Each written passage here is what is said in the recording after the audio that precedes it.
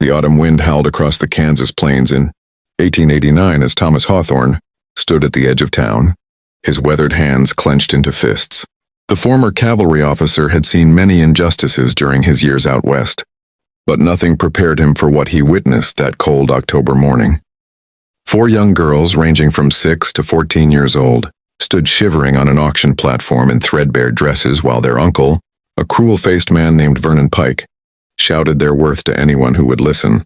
Thomas had come to town for supplies, not to witness such barbarity, but the moment his eyes met those of the eldest girl, Sarah, something inside him broke and then hardened like tempered steel. Her eyes held no tears, only a fierce determination to protect her younger sisters, Emma, Lucy, and little Grace Vernon. Pike had inherited the girls after their parents died in a house fire 6 months earlier, and rather than honor his brother's memory, he saw only mouths to feed and bodies to profit from. He was selling them as indentured servants, a practice that, while legally questionable, was still happening in remote territories, where the law's reach was weak. Thomas had spent 15 years building his ranch after leaving the military, working sunrise to sunset to create something meaningful from the harsh land. He had lost his own family to cholera years ago, and the ranch had become both his sanctuary and his prison, filled with memories of what might have been. Now, watching these innocent children being bartered like livestock, every protective instinct he thought he had buried roared back to life. When Pike called for bids, Thomas's voice cut through the murmuring crowd like a rifle shot.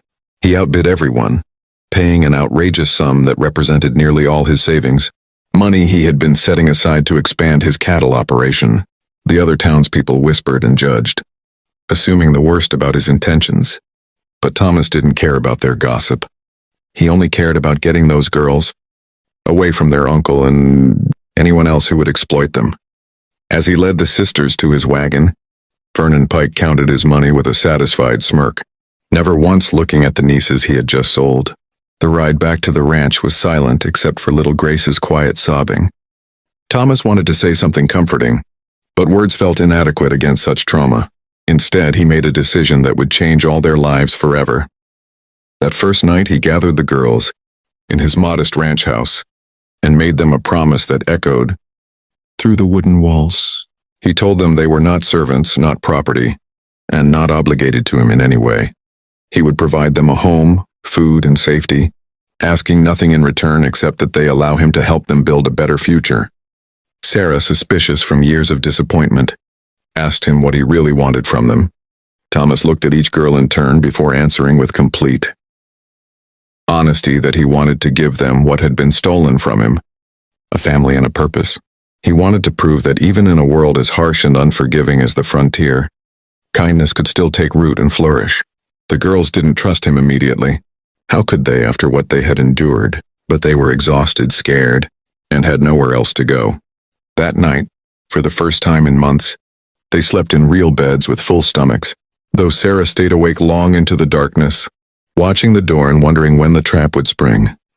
The first year was harder than Thomas had anticipated, not because of the work or the expense, but because of the walls the girls had built around their hearts. Sarah especially kept her distance, helping with chores but never letting her guard down, always prepared to grab her sisters and run.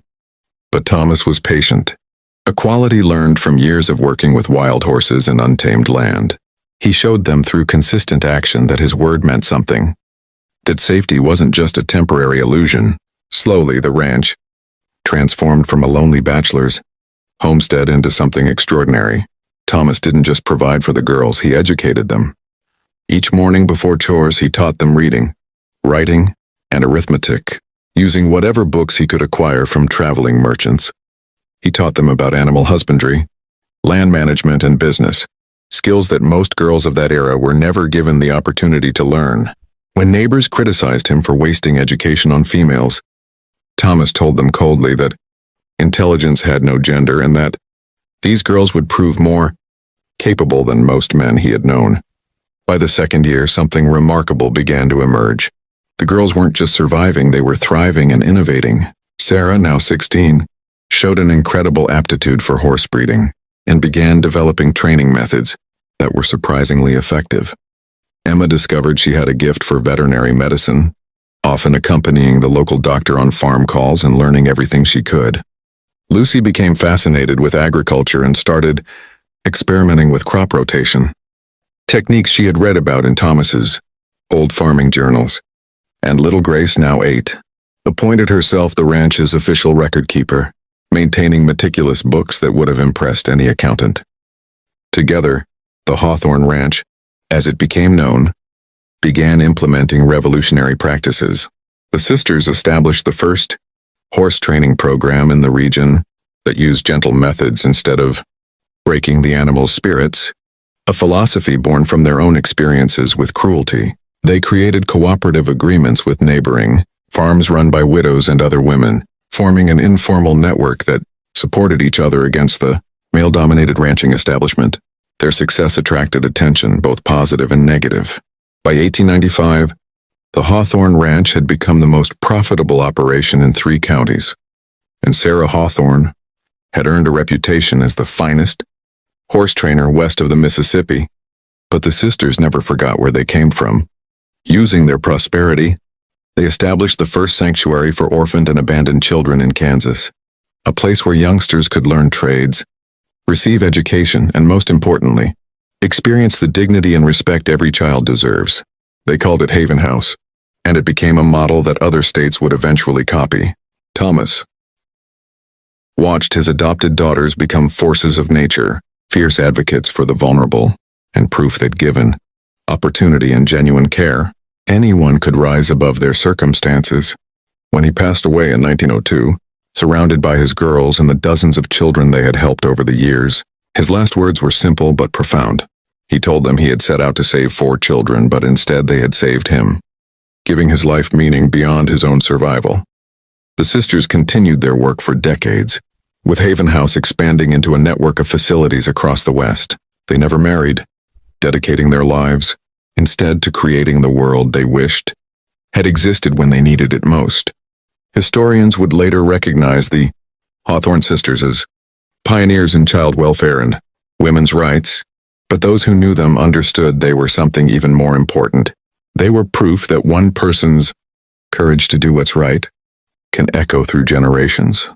If this story of resilience, redemption, and the power of chosen family moved you, please subscribe to our channel. We bring you true stories of extraordinary people who changed history through simple acts of humanity. Hit that subscribe button and the notification bell so you never miss inspiring tales of hope and courage that remind us what's possible when we refuse to accept cruelty as inevitable. Share this video with someone who needs to remember that even in our darkest moments, there are still those who will stand up and say enough. Together we keep these important stories alive.